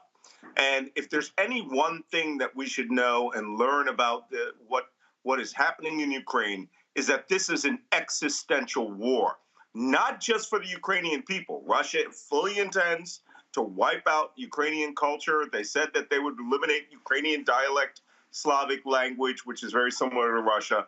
But for the most part, it's really a war about the end of democracy in Ukraine. Russia cannot have that on its borders. It's a dictatorship. It doesn't want that infection going there. And also control of 25% of the world's wheat. So Vladimir Zelensky came and made an impassioned, historically articulated speech about how this was America's war, how you could not decouple America and the money that it is donating to Ukraine away from the saving American democracy against what we see now as the ultra-conservative, ultra-MAGA right. The most of their supporters are supporters of Vladimir Putin and his dictatorship. And Vladimir Zelensky made a very, very good, impassioned plea for America to understand that every dollar that is spent in Ukraine, using his famous phrase, is not charity. It's an investment in a future war you don't have to fight with American service members. And it was a good speech.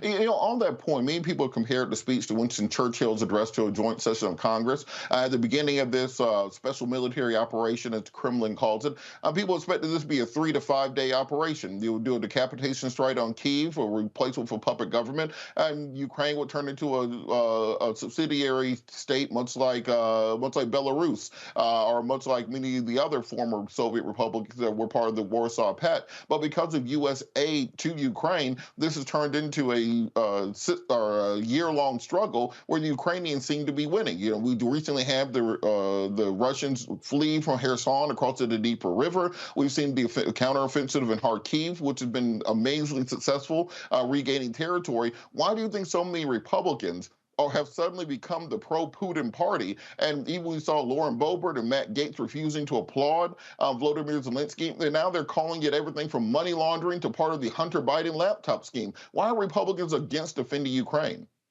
Well, for a simple fact that 3 years ago, Donald Trump was impeached for attempting to blackmail and extort Volodymyr Zelensky when he refused to actually make up an investigation of Hunter Biden at the personal request of Donald Trump via Rudy Giuliani. He refused to do it. And now what we're seeing is the Republican Party went into rebellion against Ukraine. This is not new.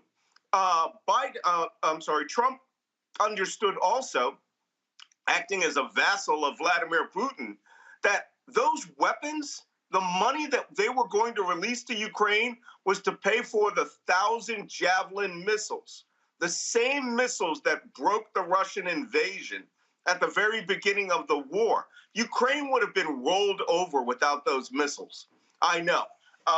For those of you who don't know, I've actually been a combatant in this war since last March when I joined the International Legion for the Territorial Defense of Ukraine. I've been a Ukrainian army soldier this whole time. And I'm going to make something very clear so that no one has any misapprehension about what I'm going to say. Ukraine is definitively winning this war. Yes, we are taking casualties. My unit just lost 3 people the other day. But Ukraine is definitively winning this war. And for Ukraine to win this war, it means that you are humiliating Donald Trump's personal mentor and essentially the person who put him into power in the United States. And since Trump didn't get his way by extorting Zelensky, he didn't get his way by helping and supporting Putin by dismantling NATO, which is much stronger. That means anything Donald Trump hates, the Republican Party hates. And they have now become the party of dictatorship and have aligned themselves essentially against a country which has had 9 democratic elections, whereas Vladimir Putin's Russia has had 2. And they elected a KGB officer who will now have none. We're seeing continued shelling in Bakhmut, where also the nuclear plant of Zaporizhia has continued to be under attack. It's very much the weapons sent by the American people that are maintaining the ability of the Ukrainians to fight. If it was not for, as you said, the Javelin missiles, which have destroyed many of the T-72, T-60, T-90 tanks that the Russians really used as the head of the spear, the Stinger missiles that have taken out many of the Hind helicopters. Now we have Patriot missile batteries, which are being deployed to Ukraine. President Biden promised another, I think, $1.8 billion. But you have many people, even in the African-American community, questioning the amount of monetary aid going to Ukraine. Why is so much money needed for the defense of Ukraine? And how can it be justified given the needs of the American people here? And when we tend to argue about dollars and cents down to the nickel in American budgeting, but many people seem to think that Ukraine simply has an unlimited debit card where they can take as much money as they need for their defense. Why is that justified? Well, let me put it this way. Right across the border from Western Ukraine in a small town called Zhuzhov, Poland, right, where there is a U.S. Army 82nd Airborne Combat Element operating. About 20 to 25% of those troops are African American or Latino American, people of color. If Ukraine had fallen, those soldiers would have been in combat with Russia. So we have to make some strategic decisions here. Ukraine asked for only one thing from us. As a democracy which was defending itself against the totalitarian dictator who launched the largest war in Europe since Adolf Hitler invaded the Sudetenland in 1939, they asked us for weapons. We spent over $2 trillion in Iraq and Afghanistan, fighting essentially guys who were wearing flip-flops and making a very, very large defense industry very happy over 10 years. That's not what's happening here. This is the war you've always feared would happen in Europe. It's just that, once Ukraine were to fall, 25% of the world's wheat falls into Russia's hands.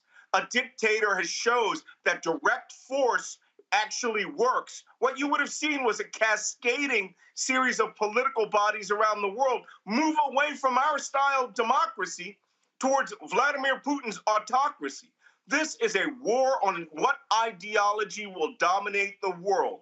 One where people are led by those who are voted in by the consent of the governed, or one where a dictator just gets to walk in anywhere he wants and take what he wants. Look, Donald Trump was essentially a mini Vladimir Putin. And for Trump and his ilk, again, who were there, they were going to dismantle NATO and a defense body, which the United States created in 1947 for Vladimir Putin. So the war that is being fought in Ukraine right now, every dollar you're spending is not $50 or $100 or $1,000 you would have to spend to defend Poland. or Estonia or Latvia or Lithuania or Finland as part of a NATO alliance. Right now, the weapon systems that we're selling Ukraine, it's not just the United States. 32 nations, all of Europe, the European Union, are all sending weapons to Ukraine. Another thing that we're doing here is we're learning just how intense combat would be fighting against a nation state, a near-peer adversary such as Russia. Trust me, I have been bombarded by Russian rockets, Russian artillery. My command post took a direct hit by a weapon system that fired 40 kilometers across the Russian border. This is a war we don't want to fight, all right? We'd win it. Our weapon systems are definitive. The Russians have no army to speak of. They're actually a horde of literally orcs, people who came to Ukraine to steal what they could and are dying in droves. These are bodies. The Ukrainians themselves are taking losses, over 13,000 dead. These are people who are not Americans. Americans do not have to die fighting off totalitarianism. Now, we spent a lot of money in a lot of places in this world, but I think this is one of the best investments in American history. We cannot afford to allow democracies to be rolled over by dictatorship, or it's going to happen to us anywhere, and you're going to see U.S. forces in combat everywhere. Can you talk a little bit about the kind of dominoes that fall if Ukraine was to fall to Russia? Because if you did, as Monica Crowley on Fox News suggested, is cut off all aid to Ukraine tomorrow, as some Republicans have been saying, Matt Gaetz and Boebert and others, you'll be looking at, one, Russia will be able to finally close that gap between Kherson and Odessa, cutting off that port, which is the last remaining port that is able to deliver goods into the Black Sea. They'll be able to connect the corridor from the Donbass all the way to Transnistria and Moldova. You'll see a situation where Belarus will be newly encouraged to maybe invade from the north. What are the dominoes that would happen if we stop supporting Ukraine? Well, I mean, it's not so much dominoes. Right now, because of where Ukraine is, it would just be a matter of attrition. Maybe 2-3 years before Russia would finally wear down the Ukrainians to where their combat capability would be so degraded without the support of the United States and the rest of NATO that they would start losing mass pieces of terrain. Of course, Russia would be losing 200, 300, 400,000 dead. I'm saying, trust me, I was a combatant there. Those guys are nothing but cannon fodder. Very few of them are actually skilled troops. But when you're putting 1,000 to 1 out or 1,000 to 2 out, it's a little hard to maintain your ground. Listen, when the Republican Party says they should cut off aid, they are just being the traitors that they have identified themselves to all the values of the founding fathers that they claim to honor. We are a democracy, a republic, which is a democracy in which the rights of the minority are protected. That is not what they are for. Donald Trump, and I wrote this in one of my, my better read books, The Plot to Destroy Democracy. Donald Trump is a member of what we call the axis of autocrats. He believes that Vladimir Putin's solitary-style dictatorship, that President Xi of China, he congratulated him on the day that he received the ability to rule forever without elections. This is a man who was literally said he was in love with a North Korean dictator. For African Americans, if you think you would have it bad now, or you had it bad over the last 6 years, because let me tell you, we're in the best economy since Bill Clinton and Barack Obama's economy. If you think it was bad under Trump, imagine everything bad that happened to you being law. This is the party that you're up against now. They want to overturn all of America's alliances since World War II. That would literally betray the very reason that we landed at Normandy, would be to install a totalitarian dictatorship and run a nation based on white supremacy. So for anyone who says, hey, we didn't get our school funding here in the United States, you're right, you didn't. Because it has nothing to do with the defense budget. It has to do with they want to dismantle the Department of Education. They will dismantle everything that the African-American community has ever worked towards since the civil rights era. In fact, they had their way, they'd roll back the civil rights era. So every dollar spent defending Ukraine as the eastern wall of democracy saves us from having to fight in Estonia, Latvia, Lithuania, Poland, and Finland, the countries which all have a border with now apparently an out-of-control Russia. Good investment. We keep seeing all week after week, Europe seems to be hedging closer to autocracy. If you look at what's happening in Israel right now, Netanyahu just installed the most right-wing government in the nation's history. If you look at Italy, where Giorgia Meloni has installed a neo-fascist party which worships Mussolini all of a sudden. If you look at the government there in the UK, where you had Liz Truss and Boris Johnson running a right-wing government, is Europe headed towards a position where these right-wing autocrats become the standard and not the deviation? Again, I wrote a book in 2018 called The Plot to Destroy Democracy. One thing that most people didn't realize until they took their shot at trying to put the American government into the hands of an autocrat is that United Russia, Vladimir Putin's party, since 1992, if I'm not mistaken, after Putin became, no, not 1992, excuse me, 2002, after Vladimir Putin became president, started funding right-wing extremist conservative parties all around Europe. The nations you spelled out, those are the least of them. The government in Italy, yes, it is a fascist-based prime minister, but the actual government is very liberal, progressive, and will not allow that prime minister to do anything other than sit around as a female Mussolini. The government in Israel, well, we all know that there's not much we can say about that. But, Israel really started becoming extremely radical after the Jewish diaspora from Russia started moving there and created some of the most extremist political bodies there. And you see how they treat people. I lived in Israel. I worked in Israel. It is not the same Israel that it was 30 years ago. Completely different country, very heavy Russian influence, to the point where they won't help Ukraine. In Great Britain, their Brexit referendum was heavily influenced by Russia and Cambridge Analytica at the same times that these same activities were going on, trying to pump up Donald Trump in the United States and, essentially hack the mindset of the American public through social media engineering. But those are some of the least governments in there. The government of Austria in 2017, which was a party that was founded by two Nazi SS officers in 1952, won the presidency with the help of United Russia, who immediately opened ties with them. The government of Hungary, Viktor Orban, is more aligned with Vladimir Putin almost than he is with NATO. There are many, many other governments, but this is part of Vladimir Putin's long-term strategic plan to flip Western democracies into autocracies. And fortunately, this has been seen, and the United States, for the most part, is holding on by fingernails to the democracy that it was founded to be, and we are pushing back against that autocracy. But the Republican Party, wholly owned subsidiary of an ex-KGB officer.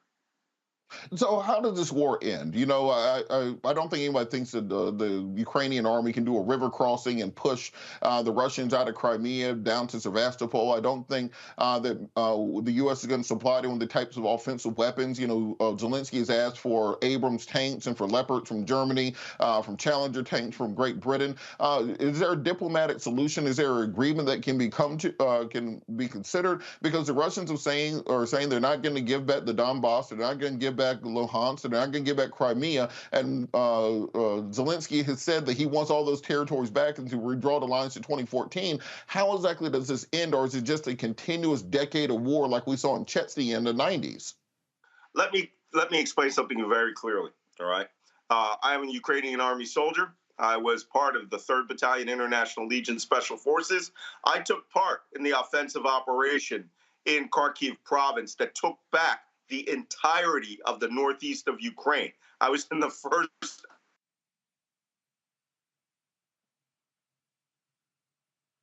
first, the capability of fighting the way that they need to fight to get back across those rivers. We are actually right now about 30% into Luhansk province from a direction that the Russians can barely control, the northeast. You have to remember that the Russians dominated that space. They are in a position now that within the next year, they will lose Luhansk, possibly Donetsk, all of Kherson province, and most likely Zaporizhzhia. It's quite possible we could be back in Mariupol in a year on the banks of Crimea. There is one thing that Volodymyr Zelensky can propose to Russia as part of a peace deal that will be acceptable to the Ukrainian people. I've spoken about it many times with members of the Ministry of Defense, and it's quite simple. We make this proposal: the unconditional surrender of Russian forces in Ukraine, and we will turn their soldiers over to the handling of the International Committee of the Red Cross. Because only two outcomes are going to happen in this war. Russia's army is going to be broken, and they are breaking now. They are barely holding on.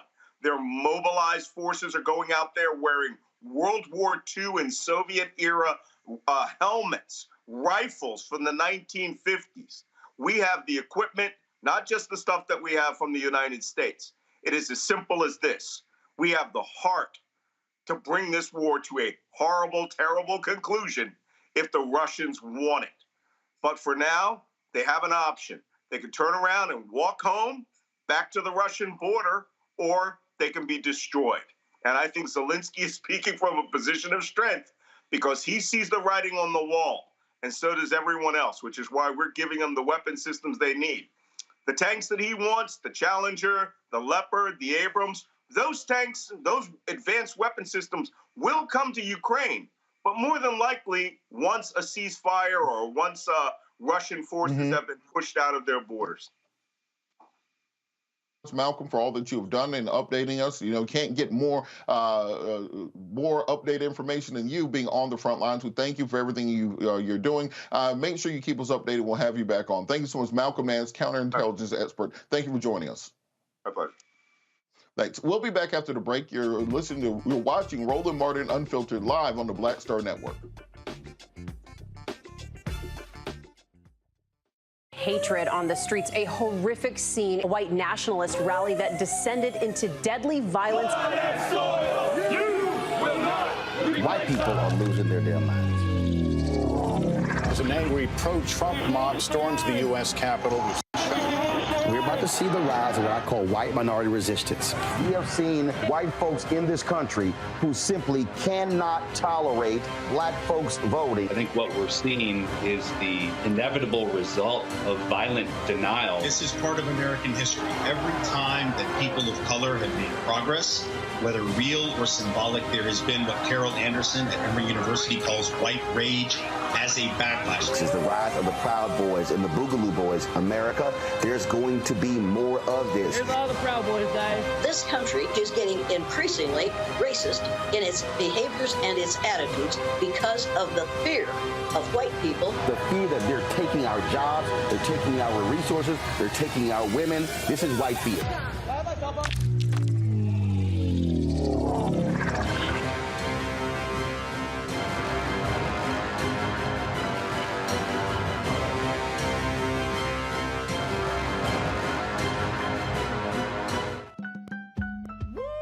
We're all impacted by the culture, whether we know it or not. From politics to music and entertainment, it's a huge part of our lives, and we're going to talk about it every day right here on The Culture with me, Faraji Muhammad, only on the Black Star Network.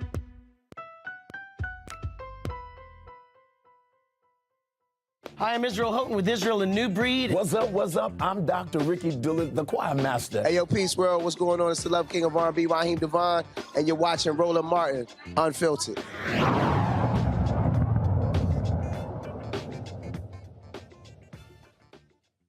this week, Title 42, the Trump-era policy in which allowed the Department of Homeland Security and Immigration to force migrants to stay in Mexico as part of a COVID restriction was set to expire. The Supreme Court stayed that, but we all know that that will not last much longer. Here to discuss Title 42 is Rekia Mabumbo, co-director of the Electoral Choice Project. Rekia, how are you doing?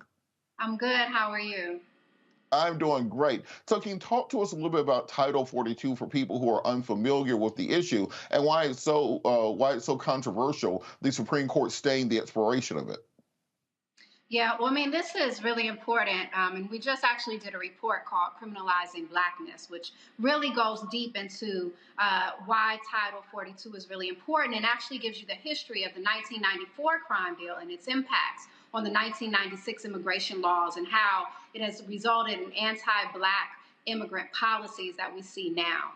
So basically what we see is that continuation of fast-track deportation, a continuation of immigration policies that criminalize Black people and cause them to be faced with deportation at faster rates, blockage of access, and a criminalization in a way that we hadn't seen before the 1994 crime bill. You know, when we look at immigration policies as they've evolved, what we see is that a pattern of what we consider policy that has pushed to really whiten America, right, in a way of pushing that fear that you just talked about right before I came on. This fear of ensuring that Black immigrants and Black migrants specifically have access to become citizens in this country. And so this report that we have launched called Criminalizing Blackness goes into more detail about all the ways that Title 42 and the 1994 crime bill and the 1996 immigration laws have really harmed Black people. And so on this, Title 42, of course, was created during the Trump administration as a COVID-era restriction, saying that, well, we're going to slow down immigrants because there's a fear of COVID. We've gotten rid of almost every other COVID restriction in the country. You know, we're not wearing masks. We don't have vaccine mandates anymore. We're not socially distancing. Why is Title 42 still in place? That's a good question, right? That's what we're all wondering. What we saw when we looked in 2020, when we saw Haitian migrants being chased at the border by white men on horses with whips, was a terrorizing of our people and using COVID and other policies to really push this narrative, right, that Black migrants were helping to cause harm or helping to impact our health in this country. And we know that those things, that's just not true. Right. We saw an increase of deportation of Black migrants over and over again. And so, you know, we have to be really mindful and we have to continue to bring forth the truth about the harm of these type of policies. You know, the key point of the report, Criminalizing Blackness, is to really show how legislation like Title 42 really is a blueprint to major funding for prisons, for policing, and sentencing under the guise of creating a safer America. And so we have to be really conscious and cautious of how it disproportionately impacts Black immigrants and Black people. Absolutely. I want to bring our panel in. Erica, just kind of on this point, why do you think it is that regardless of the administration, they still keep these policies in place, particularly with regards to migrants from Black and brown nations they don't have in place for Ukrainian migrants, as we were just talking about with Malcolm Nance, or with, as President Trump said, Norwegian migrants? Why do we stand for this as a country?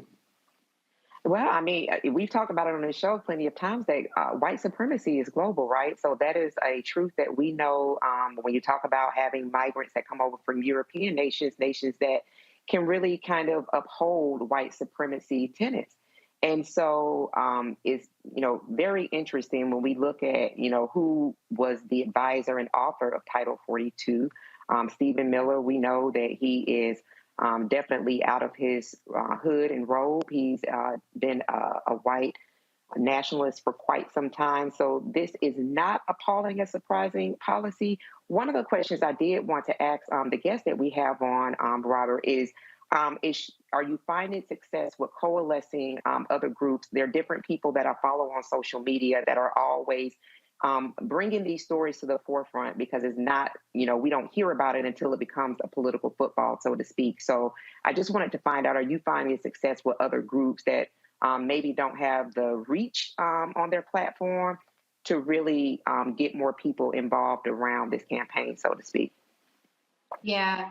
One of the things that we've been working really diligent on is really making this issue something that everybody in their homes, Black people in their homes, can really feel and touch and understand. That's why the report that we have really connects the 1994 crime bill to immigration policies and how it was literally the precursor. And so this report was done by BAJI, Black Alliance for Just Immigration, Movement for Black Lives, Law for Black Lives. It brought together also the UndocuBlack Network, a number of also smaller Black immigrant-led organizations across the South. Excellent. That's good to hear. Very familiar with UndocuBlack and all of the great work that they do. Absolutely. Absolutely. Reese, why do you think that there's often this lack of focus on immigration issues in the Black community? We tend to see their struggle as being separate from our struggle, when often they're hand in hand. It's not as if these same Klansmen are saying, hey, do something bad against the Black people, but it's okay for the Latinos. It's often one and the same. How can we create a coalition so that we can push forward on both sides of the fence? Well, and there are Black people that are Latinos as well. I think that there's a xenophobia problem within the Black community. Not everybody, obviously, but there are people that, if you look at some of these movements, Alphabet Soup, I'm not going to name them specifically because I ain't got time to deal with them, but there are xenophobic, pro-Black movements even within this country that do a lot to help foster some of this resentment. The Republican Party helps foster the resentment. These people are taking your jobs, et cetera, et cetera. So there are a lot of layers to why sometimes the Black community at large, not everybody, but the Black community at large doesn't necessarily identify with the problems plaguing the immigration system. Now, you have some people who don't identify with Black immigrants, but when they see this, like what happened with the Haitian immigrants and migrants and how they were treated, then they hop on the outrage parade because they just like to be, anti-Democrats or anti-whatever. But this is obviously an issue that does impact us greatly, because if we talk about the diaspora of Blackness is a global, first of all, race, but then it's a global connection that we have. So, but one of the things I did want to ask is, Title 42, it's a little nuanced. I've read reports that essentially because Title 42 is not a legal policy, there aren't necessarily consequences for violating, being expelled rather, under Title 42. So we see a higher rate of recidivism of people repeatedly coming back to the border under Title 42 as opposed to Title 8. So it seems to me that repealing Title 42 could be a double-edged sword if you are actually pro-migrant and you want increased immigration. So can you just kind of talk a little bit about, am I wrong in that, or is it more nuanced than that? Because I'm just trying to understand how repealing Title 42, which basically reverts us back to Title 8, where there's higher legal penalties for trying to cross, actually helps immigrants. Yeah. I think what we have to focus on is that Title 42 altogether is not good, right, for us. And so when we pull out a little piece that might, it allows you to come back to the border, right? But do we want to just be able to just come back to the border, or do we want to stop the deportation, the fast-track deportations in the first place, right? And so that is one of the things that we're really recommending, is an end to the fast-tracking of deportation, right? Got it. Okay. Yeah. So, Dr. Carr, I'm cutting you off. I'm sorry. I was just agreeing. Go ahead. No, you're good. It's good. I can be long-winded at times. So I answer. No problem. Dr. Carr, I wanted to get your thoughts on this because we know that our immigration policy is rooted in xenophobia. The policy created by Stephen Miller was meant to stop this white population decrease that we've seen in America by bringing in more European migrants, deporting more black and brown migrants out of the country. Interesting, we were talking about Giorgia Meloni in Italy in the last segment. She has a similar policy where they're trying to deport African migrants from Italy and bring in more light-skinned Latin migrants from Central America. What do you think has to happen in our immigration policy to disconnect it from white supremacy and from xenophobia and root it back into actual humanity and human rights? Well, I think we have to have global context and then local action. Erica said it. White supremacy is worldwide. To the Ukraine that was punishing black people trying to escape and flee the Russians. To the United States, who is so concerned about democracy in Ukraine and propping up a puppet named Ariel Henry in Haiti after the previous puppet was assassinated. To the United States is so concerned about democracy in Ukraine and yet interfering and having coup d'etats by United States trained military cats in places like Mali and Burkina Faso, and then invited all them African leaders over here last week so they could sweet talk them into getting that copper and that coltan and that cobalt. Yeah, I had some questions for Malcolm Nance, but blackness is a lot of these people are showing up at the borders because the United States has helped destabilize their countries. And so my question to my dear friend and sister, Rukia Lumumba, who has always been on this wall, I got two questions. I'll ask the second one first. Where can people download this very important report? And I'm looking at it now in section 4, you have solutions at the federal, state, and local level. So my first question would be, what can the Biden administration, what are y'all recommending the Biden administration do? I see you talking about temporary protected status. You're talking about extending the Haitian families reunification parole program. What do we need people to be aware of so we can call these Congress people and tell them, and call the President of the United States and tell them, do this now. We can do this right now. That's right. That's right. Thank you so much. And it's always good to be on with you. You know, the president should create and expand executive action programs that will provide relief for Black immigrants. This includes providing an additional 18-month renewal of temporary protected TPS for Guinea, Haiti, Liberia, Sierra Leone. Let's talk about Somalia, Sudan, South Sudan, and other Black majority countries. We want to see that the government remove convictions as grounds for deportation and or exclusion, including aggravated felonies and drug offenses. You know, we want to see a restoration of judicial discretion and due process for all individuals who come into contact with the criminal law and immigration systems. You know, we want to end permanent deportations, right? We want to see an end to mandatory detentions and an end to police and ICE collaboration programs. What we've seen is an expansion of collaboration programs under a Trump administration and has continued in many ways. This has resulted in the overcriminalization and profiling and policing of Black people on even a suspect to be suspected of being an immigrant.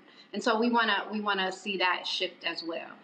Folks can download the report, Criminalizing Blackness, at m4bl.org. Click on it. There are additional recommendations in there. And we really go deep into making the connection between the 1994 crime bill and the 1996 immigration laws and the recommendations that our dear brother lifted up that I think will really be a helpful guide, and it's clear, easy language that we can all understand and connect with. And so with that, are there congressional sponsors for this? Is there pending legislation that looks along these lines? I'm not the best person to answer that right now, but I hope that you'll have some of us back on, some of my colleagues who helped to draft this report, like Dr. Amara Enya and a couple of other folks that are best. Absolutely. And so, Dr. Carl, so I wanted to just kind of piggyback on what you were saying, because we have seen very much a bipartisan xenophobia and upholding white supremacy in this country. Even when President Obama was in office, they called him the deporter-in-chief. How can we change American policy to actually understand that we need immigrants in this country? If you look at graying populations like Japan and China who need more young people, America will be right there with them if we did not have this infusion of immigrants from around the world. We should be happy that people from all around the world want to come here, as opposed to trying to close the door and put them out. How can we change the mindset of Americans to understand the value of immigration and building up our nation, as opposed to trying to separate us around racial, ethnic, and national lines? Oh, no, Rob, I don't know if you're asking Rakia. Let me just say very quickly that I don't know, where do we get this idea that everybody wants to come here? Do we understand? See, the Haitians ended up in Brazil. Remember the World Cup in 2010 was in Brazil? The United States destabilized sequential Haitian governments damn near since the Haitian Revolution. They ain't recognized Haiti since 1863. And then they occupied Haiti from 1914 to 1944. And then they put in puppets like the Duvaliers.